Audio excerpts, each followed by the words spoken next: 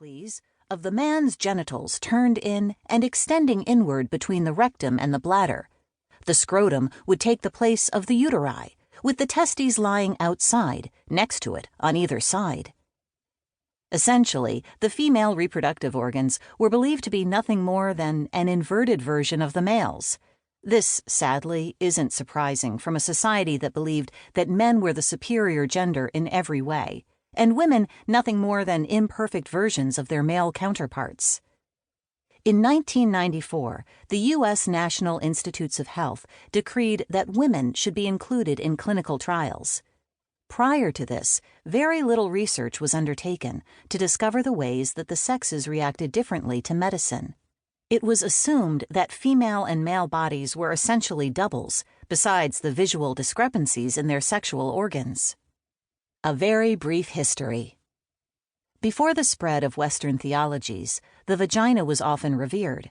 Hindu, Hawaiian, Maori, and Irish ancient cultures all feature deities praised for their vaginas and their powers of fertility and creation.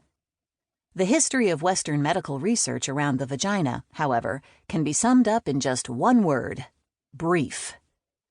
As the vagina and associated features were believed to simply be an inside-out version of the penis up until the 18th century, the discourse remained wildly inaccurate until very recent history. The internal parts of the clitoris, for example, weren't discovered until 1998, thanks to Australian urologist Helen O'Connell. The cultural limitations placed on women with regards to chastity before marriage and the societal emphasis on sexual purity since the Middle Ages have meant that women's sexual health was largely dismissed or ignored up until marriage. As the vagina supposedly only became relevant in its relation to the penis, it was barely considered by men until the point of consummation, and this has impacted heavily on medical fields of research. Mythical muffs.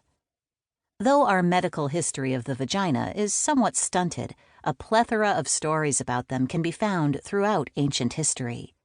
In Gaelic mythology, women gathered to raise their skirts to defeat Cuchulainn, the Irish sun god, in an act known as anasirma.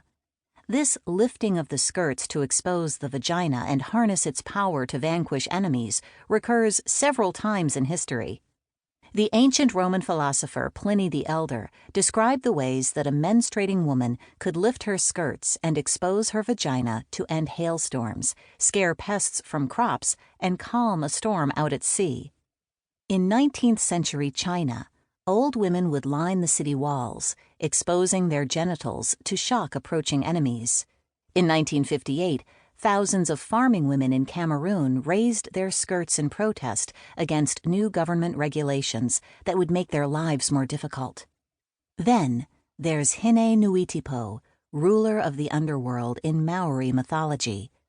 An immortal goddess, it is through her vagina that her enemies attempted to vanquish her, but Hine Nuitipo defeated them each time by casually crushing them between her powerful thighs. Vagina Valley.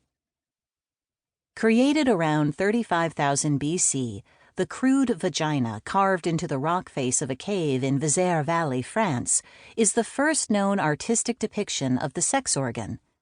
Discovered in 1994, the engraving is a simple circle with a line struck from the middle point downward. Similar depictions have been found in other Stone Age sites carved from mammoth molars, bones, or limestone, also showcasing the simple circle and line design. Researchers were very excited by the discovery because it could be considered the earliest example of humanity's relationship with our sexuality. It may even mark the point at which intercourse changed from a necessary biological function to an activity engaged in for pleasure. Not only is this the earliest known depiction of a vagina, but it's also the world's oldest cave engraving, full stop. How appropriate that the first known carved expressions of human art would be depicting the origin of all human life itself. Punani poetry.